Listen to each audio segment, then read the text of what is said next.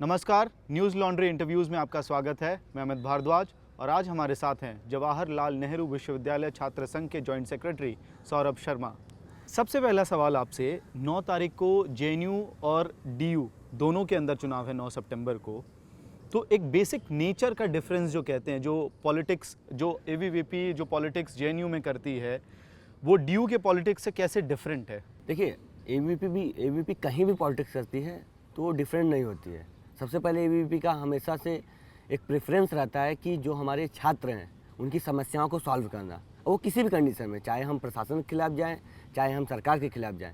लेकिन इसके साथ साथ हम ये भी देखने की कोशिश करते हैं कि जैसे जो पंक्ति में अगर लास्ट में जो छात्र खड़ा हुआ है उसकी भी समस्याओं का समाधान उसी जुनून से हम लोग करते हैं जिस तरीके से पहले छात्रों को करते हैं। जेएनयू का जो पॉलिटिकल कल्चर है वो डिस्कशन, डिसेंट, डिबेट पे पूरा आधारित है। ये चीज़ें डीयू में नहीं देखने को मिलती हैं। नहीं, देखिए, नो डाउट जेएनयू और डीयू में डिफरेंस तो है, लेकिन जितना जेएनयू में है उतना शायद किसी भी देश के किसी भी कैंपसेस में नहीं है। रही बात डीयू की, तो डीयू में भी ऐसे हैं लेकिन जेएनयू जैसे नहीं है। उसके लिए मेरे हिसाब से विद्यार्थी परिषद हमेशा से तत्पर है, और जैसा कि हम लोग का एक जेएनयू जैसा एक डिबेट डिस्कशन का कल्चर रहा है, वहाँ भी किया हम लोग लगे हुए हैं। और नो डाउट आने वाले दिनों में जिस तरीके से हम यहाँ एक साथ बैठ के डिस्कशन डिबेट करते हैं डिफरेंट आइडियोलॉजी संगठन के साथ, और उसके बाद भी हम जाते हैं गंगा ढाबा पे, यहाँ के तमाम जगहों पे जाके चाय पीते हैं, उनके साथ रहते भी हैं और स्टूडेंट के इश्यूज़ पे एक साथ होते हैं। स्टूडेंट्स के साथ साथ यहाँ की दीवारें, पत्थर और ईंटें भी काफ़ी हद तक पॉलिटिकल हैं। देखिए, ऑब्वियसली जेएनयू में तो यहाँ पत्ता पत्ता जब हिलता है तो अगर हवा चलती है तो पत्ता पत्ता में भी एक पॉलिटिक्स होता है, इसीलिए जेएनयू यहाँ पे जाना जाता है। एक और सवाल है कि आपके लिए, क्योंकि जेएनयू के बारे में जितना आप भावुक हैं, तो आपके लिए जेएनयू ज़्यादा इम्पोर्टेंट है या एबीवीपी ज़्यादा इम्पोर्टेंट है? देखिए, ये दोनों चीज़ अलग अलग हैं, लेकिन अगर हम बात करें तो सबसे पहले हमारे लिए देश इम्पोर्टेंट है। अगर देश है तो हमारा जेएनयू है, तो हमारा एबीवीपी है। सबसे पहले हम यहाँ भारत के नागरिक हैं, और एक छात्र के नाते हमारे लिए सबसे पहले यहाँ के छात्रों की समस्याएं, उसके साथ साथ देश को हमें प्रायोरिटी देनी होगी, क्योंकि अगर देश ही नहीं रहेगा तो कोई आइडियोलॉजी आपको मायने नहीं रखती है। तो यहाँ तक मेरा ये मानना है कि जेएनयू कैंपस पहले या संगठन पहले? ऑब्वियसली छात्र के हित के लिए छात्र पहले, छात्र हितों के लिए कैंपस पहले। कैंपस पहले है। तो जब 9 फरवरी की घटना हुई थी और लगातार पहले 2-3 दिन तक जिस तरह से तमाम राइट विंग पार्टियां हैं और एक माहौल जो बना मीडिया की रिपोर्टिंग की वजह से भी, और एबीवीपी का जो प्रदर्शन रहा, अटैक उन लोगों पे नहीं था, सिर्फ उन लोगों पे नहीं था जिन्होंने शायद नारे लगाए, जो अभी इन्वेस्टिगेशन का मामला है। अटैक सीधे जेएनयू पे था।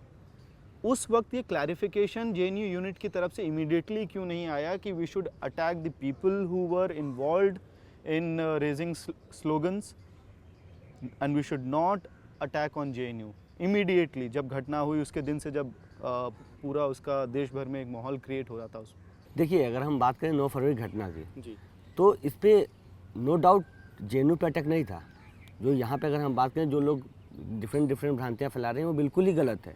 यहाँ पे सबसे पहले देखिए, हम लोग इस कैंपस में जो लोग यहाँ पे देशद्रोही नारे लगा रहे हैं, इन्हीं से पहले वो हमारे दोस्त हैं, यहाँ पे हमारे छात्र हैं, हमारे कलीग हैं, और हम लोग की मतलब वैचारिक हम लोग उनसे लड़ाई लड़ते आए हैं।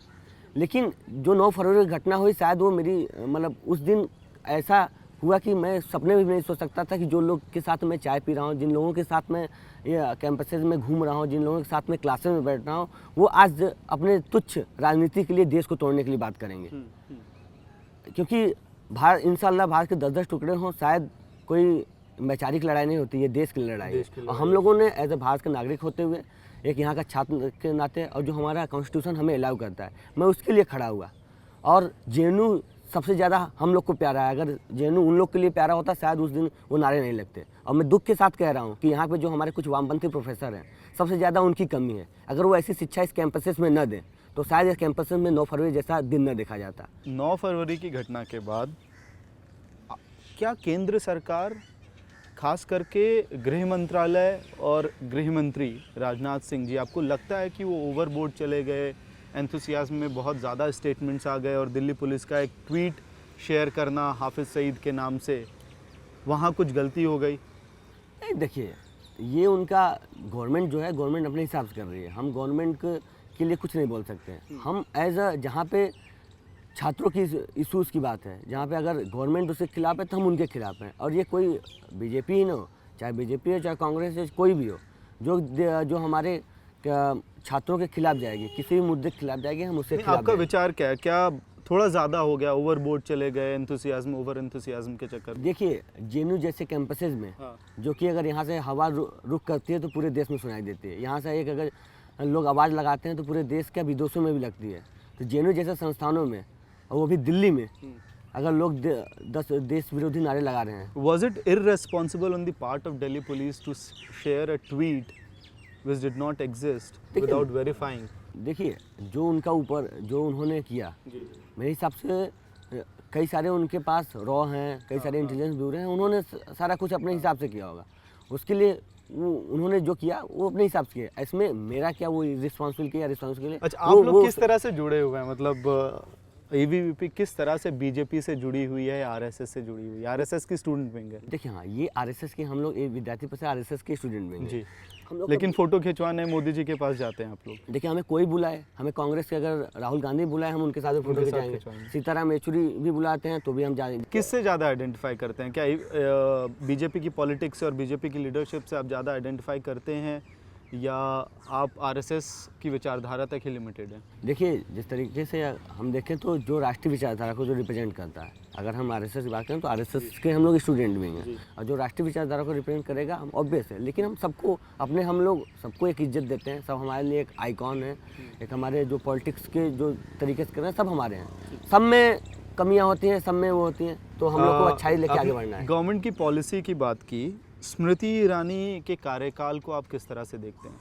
देखिए, जब 2014 में जब बीजेपी गवर्नमेंट आई तो उसमें हम देखें तो इसके पहले शिक्षा को लेकर काफ़ी ज़्यादा गड़बड़ियाँ थी। जिस तरीके से कांग्रेस ने किया था, उन्होंने कैंपस को खोखला कर दिया था। देखिए, जब नो डाउट जब स्मृति ईरानी जी आई और जिस तरीके से एचआईडी उन्होंने संभाला, और नो डाउट एक शिक्षा की जगत में कई सारे कैंपसेस में बहुत अच्छा काम हुआ। अगर हम देखें तो एजुकेशन को लेके स्टेट को ज़्यादा पावर दिया गया। आज अगर हम पूरे देश की बात करें तो जहाँ पे प्राइमरी लेवल पे ज़रूरत है हमें अपने एजुकेशन को संभालने की, अपने एजुकेशन में ध्यान देने की, वो उस पर काम किए। तो ये काफ़ी ज़्यादा मतलब एक अच्छा है। अगर 55% यूजीसी फंड कट, नहीं, देखिए, फेलोशिप खत्म करना, ये WTO के 10th मिनिस्ट्रियल कॉन्फ्रेंस में एजुकेशन को एज अ कमोडिटी आइडेंटिफाई करने के लिए गवर्नमेंट का स्टैंड बरकरार रखना, ये चीज़ें भी उस लिस्ट में आती हैं। देखिए, 55% जो बात कर रहे हैं, इसके आपको टेक्निकलिटीज़ में जाना पड़ेगा। 55% फंड कट, पहले बात तो ये एक तरीके से दूसरी तरीके से नहीं रिप्रेजेंट किया जा रहा है। मैंने बात किया स्टेट को काफ़ी ज़्यादा पावर दिया गया। देखिए, अगर आपका रूट ही सही नहीं रहेगा ना, तो आपकी जो बिल्डिंग बनेगी वो सही नहीं रहेगी। तो जिस तरीके से गवर्नमेंट ने हर स्टेट को ज़्यादा पावरफुल दिया, या आपको प्राइमरी लेवल पे आप जितने भी एजुकेशन हैं उसको आप मजबूत कीजिए। क्योंकि जब आप 10th 12th पास करके आएंगे, जब आप ग्रेजुएशन करके जब हायर एजुकेशन में जाएंगे तो आपको झलकता है। इससे आपके अंदर जो आपका पर्सनालिटी वो ज़्यादा डेवलप होगा। और जो रिसर्च ओरिएंटेड, देखिए हायर एजुकेशन में अगर हम जेएनयू की बात करें, तो बाकी किसी कैंपस में बात करें तो रिसर्च आज अगर हम देश में देखें तो पहले से बढ़ा है। 2014 के बाद रिसर्च के प्रति लोग बढ़े हैं। आज अगर हम देखें तो कई सारे लोग इवन बीटेक करने के बाद एमटेक कर रहे हैं। इसका ये मामला तो नहीं था कि मोदी जी एक तरफ स्किल इंडिया, डिजिटल इंडिया, ये सब कुछ स्टार्ट कर रहे हैं, मेक इन इंडिया कैंपेन चला रहे हैं, तो हमको 10वीं 12वीं और शायद ग्रेजुएट लेवल तक लोग ज़्यादा चाहिए फैक्ट्रीज में काम करने के लिए। रिसर्च स्कॉलर नहीं भी होंगे फिलहाल कुछ साल तो चलेगा। देखिए, ये आप गलत बोल रहे हैं। इसमें कोई उन्होंने कैंपेन नहीं चलाया। हाँ। अगर आप बोले स्किल इंडिया, और ये आप गलत बोल रहे हैं। हाँ। स्किल इंडिया बात करें, डिजिटल इंडिया बात करें, क्या इसके पहले आप लोग जानते थे? एक तरीके से ये एक टर्म्स था। हाँ, लेकिन ग्राउंड लेवल पर कैसे काम हुआ है? नो डाउट इस गवर्नमेंट अभी 2-2.5 साल 3 साल हुए 2.5 साल हुए हैं। जिस तरीके से काम हो रहा है, पूरा देश बदल रहा है। देखिए, आज जो लोग रोजगार के लिए रोते थे, आज वो रोजगार दे रहे हैं। स्किल इंडिया, स्टार्टअप इंडिया, तो एक बहुत अच्छा है। और वही मैं कह रहा था कि फैक्ट्री में काम करने वाले लोग ज़्यादा चाहिए, रिसर्च स्कॉलर्स कम चाहिए, तो यूजीसी को थोड़ा कम पैसा भी देंगे तो चलेगा। देखिए, अगर आपकी बात में सच्चाई होती तो लोग बीटेक छोड़ के एमटेक में ना आते। बीटेक के बाद लोग जॉब के लिए जाते हैं, लेकिन उसके बाद उन्होंने एमटेक कर रहे हैं। मैं खुद एक बीटेक का चाहता हूँ, मेरा विप्रो में सिलेक्शन हो गया था, लेकिन मैं एमटेक में आया। एमटेक के बाद अभी मैं 2014 में, उसके बाद मैंने पीएचडी किया। 2014 के बाद मेरी पीएचडी चल रही। तो दिखाती है। और उसके साथ स्कॉलरशिप देखिए, जहाँ पहले 16,000 मिला था 25,000 मिल रहे हैं, जहाँ SRF 18,000 अब 28,000 मिल रहे हैं। तो नो डाउट यही गवर्नमेंट ने किया।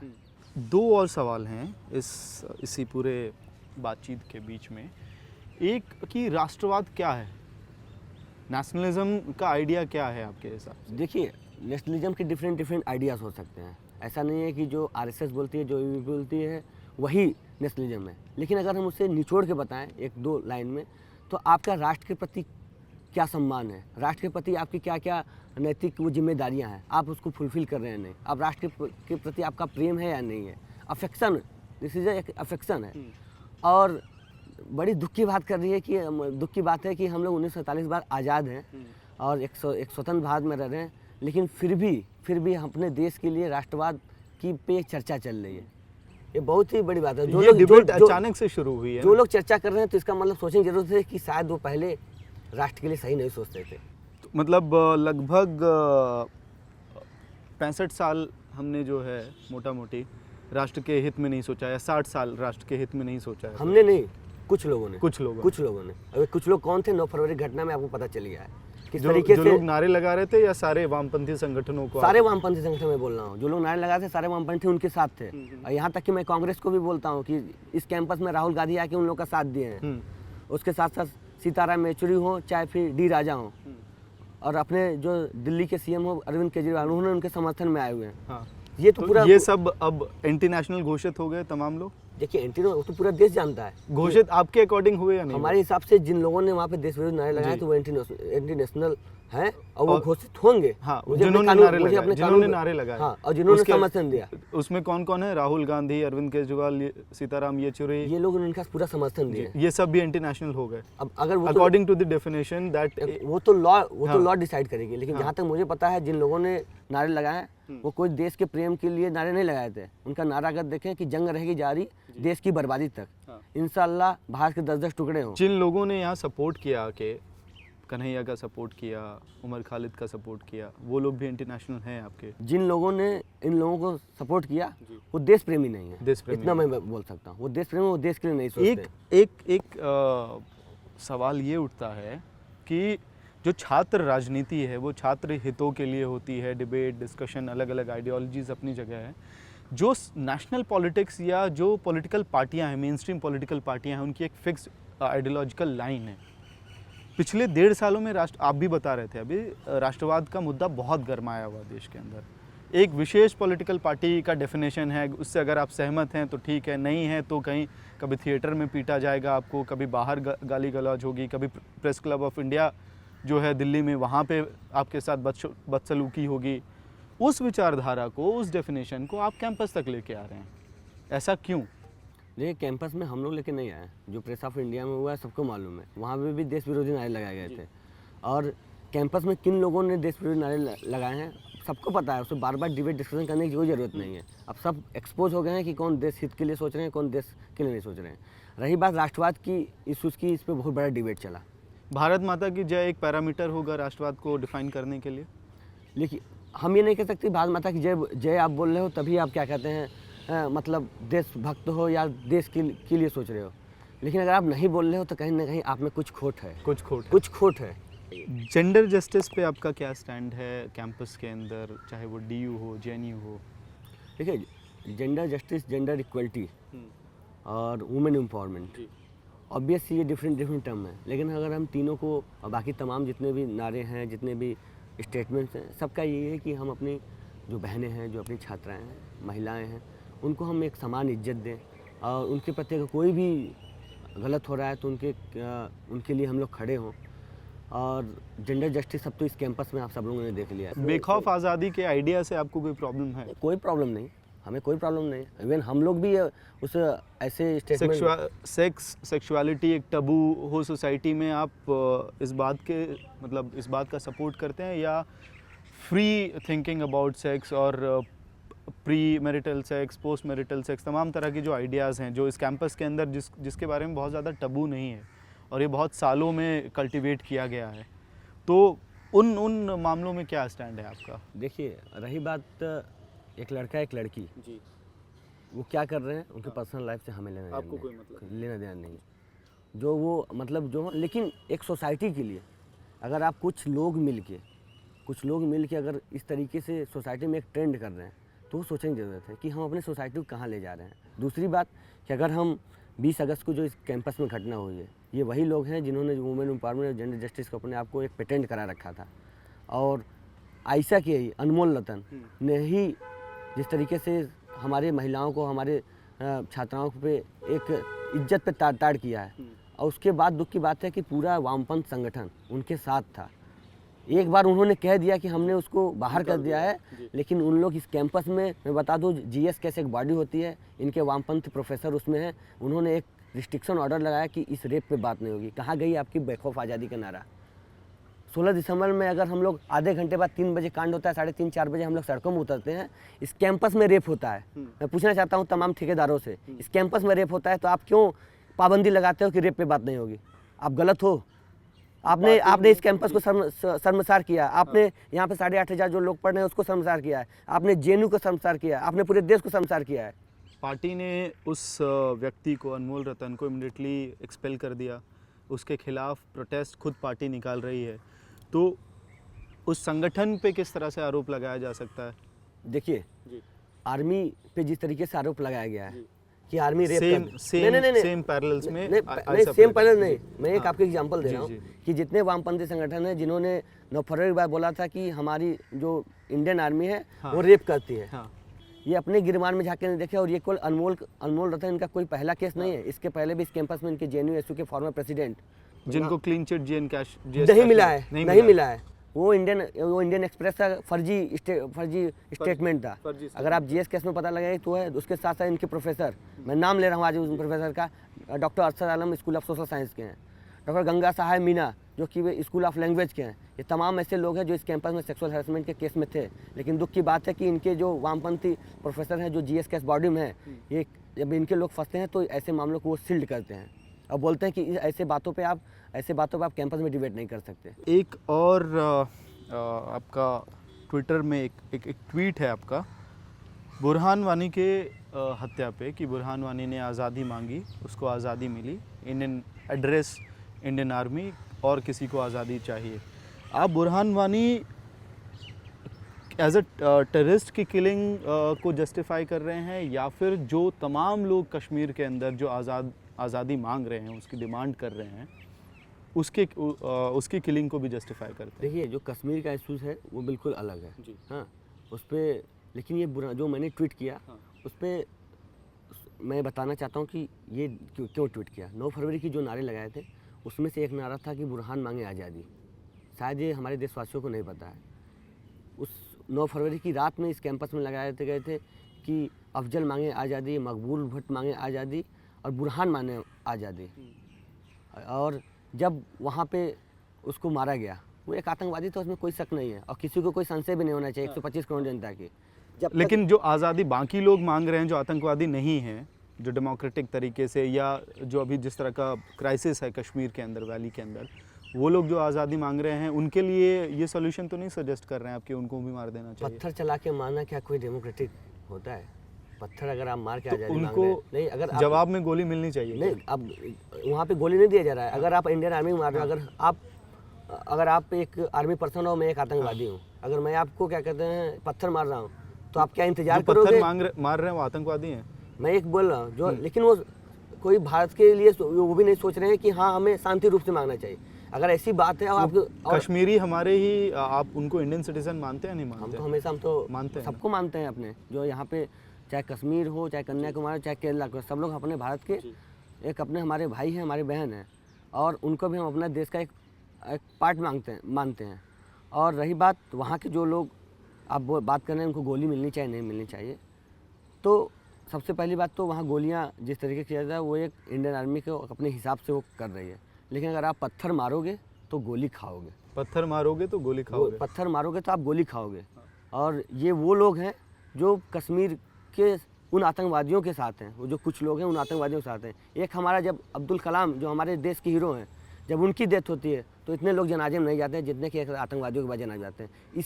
इसे आज हमें देश में सोचने की ज़रूरत है। आज हमारा, जब कोई इंडियन आर्मी का जो कोई हमारा जो मुस्लिम भाई मरता है, तब उतने लोग जनाजे में नहीं जाते हैं। लेकिन एक आतंकवादी मरता है तो उसके साथ लोग जाते हैं। आखिर वो लोग कौन है, हम लोग को सोचने की ज़रूरत है। आज हमें पाकिस्तान से लड़ें, चाइना से लड़ें, या फिर अपने देश में जो ऐसे गद्दार लोग हैं, ऐसे आतंकवादी लोग हैं, ऐसे लोग लड़ें। 9 फरवरी जो घटना हुई, ये भी कोई आतंकवादियों से कम नहीं थे ये लोग। और मैं आपके सामने बोलता हूँ कि ये लोग भी एक आतंकवादियों से कम नहीं है। इनको ये भी गोली डिजर्व करते हैं। ये लोग भी आतंकवादी से कम नहीं है। इनके खिलाफ कड़ी से कड़ी कार्रवाई होनी चाहिए। अगर नहीं होती है तो आने वाले समय में ये हमारे देश के लिए उन आतंकवादियों से ज़्यादा खतरनाक है। बलूचिस्तान पे आपका एक फेसबुक पोस्ट है जिसमें आपने शेयर किया है भारतीय झंडों के साथ एक तस्वीर। उस तस्वीर की क्रेडिबिलिटी पे मैं नहीं जाऊंगा। मैं ये जानना चाहता हूँ कि उस आइडिया को आप कितना सपोर्ट करते हैं, और अगर सपोर्ट करते हैं तो क्या जस्टिफिकेशन है? देखिए, बलूचिस्तान का अगर हम बात करें तो वहाँ के लोग हैं वो खुद चाह रहे हैं कि जिस तरीके से उनके ऊपर अत्याचार है वो खुद चाह रहे हैं कि भारत के साथ मिले। तो जो लोग भी हैं on the basis of human right violation, उसके साथ हम तो अखंड भारत की बात करते हैं। अखंड भारत की बात करते हैं। जो लोग भी हमारे उनके साथ जो अत्याचार हो रहे हैं उन अत्याचार को हम लोग सहेंगे नहीं। ये वहाँ के लोगों का क्लेम है कि उनके ऊपर अत्याचार हो रहा है जो पाकिस्तानी हुकूमत कर रही है। जी, पत्थर जो कश्मीर में जो लोग पत्थर चला रहे हैं उनका क्या आर्गुमेंट है? जो पत्थर के जो लोग चला रहे हैं वो सबको मालूम है कि वो क्या चाह रहे हैं और किसके सपोर्ट में वो लोग पत्थर चला रहे हैं। आपको पता होना चाहिए किस तरीके से जुम्मे के बाद वहाँ पत्थर चला रहे हैं। क्या ये ट्रेंड हम पूरे देश में कल के डेट में हम कश्मीर पे पत्थर चला रहे हैं, हम उनका सुने? कल के डेट में केरला में पत्थर चला सुने। बलूचिस्तान का आप सपोर्ट करते हैं, कश्मीर के आइडिया का आप सपोर्ट नहीं करते हैं? नहीं, कश्मीर का आइडिया गलत है। आइडिया गलत है। आप पत्थर से कुछ कोई आप क्रांतिकारी नहीं ला सकते। अगर आपको बात करना है तो बात कीजिए। और सबसे पहले 1947 के बाद जो एक ट्रेंड हुआ है वहाँ के संविधान में भी है कि सबसे पहले हम भारतीय हैं। क्वेश्चंस बिल्कुल रैपिड फायर में। जो एक फीमेल है, एक महिला है, महिला की डेफिनेशन आपके लिए कहाँ तक रेस्ट्रिक्टेड है? बहन, बीवी, बेटी, या उसके बियॉन्ड भी? कोई रिस्ट्रिक्शन नहीं है। कोई रिस्ट्रिक्शन नहीं होना चाहिए। जितना मिलना चाहिए पावर एक मैन को उतना ज़्यादा उतना मिलना चाहिए एक वुमेन को। कास्ट बेस्ड रिजर्वेशन पे क्या स्टैंड है आपका? कास्ट बेस्ड रिजर्वेशन, देखिए, अगर हम रिजर्वेशन आया क्यों, पहले इस पर समझना पड़ेगा। कास्ट बेस पे क्यों आया, क्यों SC ST OBC को रिजर्वेशन मिल रहा है? अगर हम 1947 से देखें तो एक जो तबका था, जो मेन स्ट्रीम में नहीं आ पा रहा था, उसके लिए हमें रिजर्वेशन दिया गया था कि वो लोग आए रिप्रेजेंट करें मेन स्ट्रीम में। तो मुझे तो लगता है अभी तक शायद वो रिप्रेजेंटेशन अभी पूरी तरीके से नहीं हो पाया। तो जब तक हमारा पूरा समाज, सोसाइटी ये ना, तो आप सपोर्ट करते हैं जहाँ जब तक सोसाइटी ये नहीं अब मान ले कि हम लोग सब बराबर हैं, सब लोग हैं, हमें रिजर्वेशन की जरूरत नहीं है, पूरा सोसाइटी, पूरा देश जब तक न मान ले तब तक मेरे हिसाब से नहीं। सैफ्रनाइजेशन ऑफ इंस्टीट्यूशंस, ये एक टर्म है, ये कुछ वामपंथियों द्वारा दिया गया है और कुछ नहीं। ये तो बहुत आसान है ना, किसी चीज़ को बिल्कुल साइड लाइन करना हो तो कह दीजिए कि सैफ्रनाइजेशन मतलब आप क्या समझते हैं? भगवाकरण हिंदी में अगर बोले तो भगवाकरण क्या है? अगर एक छात्र को उसकी समस्याओं को हल करने के लिए एज ABVP एज RSS बढ़ रही है, अगर उनके स्कॉलरशिप को 15,000 से 16,000 से 25,000 या अपने लोगों को संस्थानों का हेड बना के बिठा देना, जैसे बताइए आप। FTI वो क्या जो लोग बने, इसके पहले जो वहाँ बने चेतन चौहान, उसके पहले जो बने थे, जो लोग, चाहे FTI की बात कर लीजिए, चाहे JNU के भी, या वाइस चांसलर की बात कर लीजिए, अगर आप बोलें संस्थानों में बैठा लीजिए, किसी भी इंस्टीट्यूशन में जो भी वहाँ पे कोई गवर्नमेंट नहीं, एक पॉलिसी या एक ट्रेंड है कि जब कांग्रेस की सरकार आएगी तो कांग्रेस के लोग बैठेंगे, जब बीजेपी की सरकार आएगी तो बीजेपी के लोग। मेरा ऐसा नहीं मानना है कि जो सरकार आए उसके लोग बैठे। देखिए, उसके लिए भी कोई एलिजिबिलिटी होती है, और ऐसा नहीं है कि जो वाइस चांसलर बनते हैं वो 10th पास होते हैं या 12th पास होते हैं। जो उस लेवल पे जो सारी क्राइटेरिया फुलफिल करेगा, जिसके ज़्यादा एकेडमिक एक्सीलेंस होते हैं, जिसके ज़्यादा होते हैं, वो सब सारे बात ध्यान दिए जाते हैं। वो कोई भी बने, और जो भी आता है एज वाइस चांसलर बन के आता है, वो सारे मेरे हिसाब से छात्राओं के हित के लिए देखता है। ये नहीं देखता है कि हम किस ऑर्गेनाइजेशन से आ रहे हैं। इस JNU SU चुनाव में ABVP के क्या मुद्दे रहेंगे, किन मुद्दों पे आप चुनाव लड़ेंगे? देखिए, इस बार जो सबसे इम्पॉर्टेंट है, जो हम लोग का पिछली बार हम लोग आए थे, हॉस्टल वाईफाई और प्लेसमेंट, जिसमें से हम लोगों ने वाईफाई और प्लेसमेंट की सारी एज ए जॉइंट सेक्रेटरी होने नाते अकेले दम पे मैंने इस कैंपस में करा दिया है। और मेरे हिसाब से आने वाले 10 से 15 दिन में सारे कैंपसेस में वाईफाई सारे हॉस्टल्स में हो जाएंगे। प्लेसमेंट सेल इफेक्टिव हो गया है, सारी कमेटी बन गई है। मोस्ट प्रॉब्ली इस बार से जो अगला बैच निकलेगा उनके हाथ में एक जॉब होगा, जो कि आज तक इस कैंपस में नहीं होता था। यही वामपंथी संगठन हर बार होते थे, हर बार इसका विरोध करते थे। जब कोई जॉब कंपनीज आती थी देने के लिए तो उसका स्टॉल यहाँ से हटा देते थे। ये इनकी मानसिकता दिखाती है। ये नहीं चाहते हैं कि यहाँ के छात्र पढ़ने के बाद जाके नौकरी करें, ये चाहते हैं कि इनका ढोला ढोया जाए। इनके लिए यहाँ के कुछ प्रोफेसर वामपंथी जो हैं वो जिम्मेदार हैं। और हमारा ये है कि इस बार का क्या मुद्दा है? हमारा हॉस्टल्स के लिए सब हॉस्टल के लिए एक लड़ाई चलती हॉस्टल्स की रही है। लड़ाई चल रही है। उसके बाद यहाँ के डिफरेंट जो कोर्सेज हैं, कोर्सेज में बदलाव होना चाहिए। और यहाँ पे एक्स्ट्रा एक्टिविटीज़ काफ़ी जो कम हो रहे हैं उसको आगे बढ़ाना चाहिए। हमारा सबसे ज़्यादा बड़ा मुद्दा होगा कि लोगों एक जो कोर्सेज चल रहे हैं, जो कि यहाँ पे अगर हम देखें तो एक ही विचारधारा के कोर्सेज पढ़ाए जा रहे हैं। अच्छा। एक ही विचारधारा के आप दूसरी विचारधारा को पढ़ाइए, आप उसे क्रिटिसाइज कीजिए, वो मंजूर है, लेकिन आप एटलीस्ट पढ़ाइए तो। दूसरी विचारधारा मतलब दूसरी विचारधारा ऑब्वियसली राइट। अगर आप लेनिन को पढ़ा रहे हैं, मार्क्स को पढ़ा रहे हैं, जो कि उनके नाम पे एक यहाँ पे बुक्स भी चलती हैं कि हाँ आप ऐसे को पढ़िए, और यहाँ के वामपंथी प्रोफेसर उसको प्रेफर भी करते हैं। और दूसरे विचारधारा को आपको स्पेस देना पड़ेगा। आप विवेकानंद के विचारों को पढ़ाइए। आप जो यहाँ के जो एक माना जाता है कि हमारा कल्चर एक जेएनयू का एक डेमोक्रेटिक है, हम सबको स्पेस देते हैं, तो राइट को क्यों नहीं? हाँ, हाँ। राइट, मतलब आप किसी भी विचारधारा को। बुद्ध के विचार को पढ़ाइए। जी। आप यहाँ पे बाबा साहब के कई सारे इतने बुक्स हैं, उनको आप जगह दीजिए। उनके कई सारे बुक्स को इस कैंपस में लाइब्रेरी में जगह नहीं दी जाती है इन लोगों को, और लोग ये बात करते हैं बाबा साहब को हम मानते हैं। ये बाबा साहब को एक तरफ तो जब इनको वार पड़ता है, इनके ऊपर आँच आती है, तब उनका चादर ओढ़ते हैं, और दूसरी तरफ उनका इस कैंपस में क्या पूरे देश में ये लोग विरोध करते हैं। डेमोक्रेटिक कल्चर की आप बात करते हैं, शायद ये कल्चर ये है। यहाँ पे जितने लोग आते हैं, जब भी हमारा कोई भी पर्व हो, राष्ट्रीय पर्व हो, उस पर आपको एक साथ आके मिलना चाहिए, आपको एक साथ आके करना चाहिए, ना कि कुछ विशेष। यहाँ पे दुर्गा पूजा होता है, दुर्गा पूजा, हाँ दुर्गा पूजा होता है, दुर्गा पूजा पे यहाँ पे हम लोग मनाते हैं। ये सब जेएनयू का कल्चर है, ये सब जेएनयू को आगे दिखाया जाना चाहिए। ये जो चंद लोग हैं जो हमारे जेएनयू को बदनाम कर रहे हैं, इनसे हमारा जेएनयू बेदाग नहीं होगा। और मैं पूरा ये दोनों तरफ से आरोप है एक दूसरे पे। चंद लोग ये यही लोग हैं, वही लोग हैं। ये वही लोग हैं। चंद लोग ये वही लोग हैं जो लोग हमारे 9 फरवरी घटना हो, चाहे 20 अगस्त में रेप की घटना हो, ये वही लोग हैं जिन लोगों की वजह से हमारा जेएनयू बदनाम हुआ है, हमारा जेएनयू बेदाग हुआ है। लेकिन यहाँ पे पूरा विश्वास है, हम लोग हैं यहाँ तमाम के आम छात्र हैं, उनके साथ मिल के जो जेएनयू का थोड़ा सा नाम खराब हुआ है उसको हम हटाएंगे। और जेएनयू बेदाग रहा है, बेदाग इसको हम करेंगे। और जेएनयू केवल देश में नहीं, विदेशों में जाना जाता है। यहाँ के जो हमारे छात्र हैं वो जाके जेएनयू का जो एक नाम है उसको और बुलंद करेंगे, और बुलंद करते भी हैं। और ऐसी हमारा आशा है। और पूरे देशवासियों से एक रिक्वेस्ट है कि ऐसी छोटी मोटी घटनाएं से जेएनयू को बदनाम न करें। वो चंद लोग हैं जो बदनाम हो गए, वो एक्सपोज हो गए हैं, चाहे वो लेबोरेटरी के थ्रू एक्सपोज हुए हैं, चाहे वो अपने नारों के लिए एक्सपोज हुए हैं, चाहे वो अपने कुकर्म के थ्रू एक्सपोज हुए हैं, वो सारे लोग एक्सपोज हो गए हैं। हमसे बात करने के लिए बहुत बहुत धन्यवाद। ये थे सौरभ शर्मा, और छात्र चुनाव के लिए all the best. Thank you. If you like that, click here to support us and down here to subscribe to our YouTube channel, and do check out the other stuff we do like News Laundry interviews, Why So Serious, animations, comics, panel discussions, podcasts which are really big, and much more.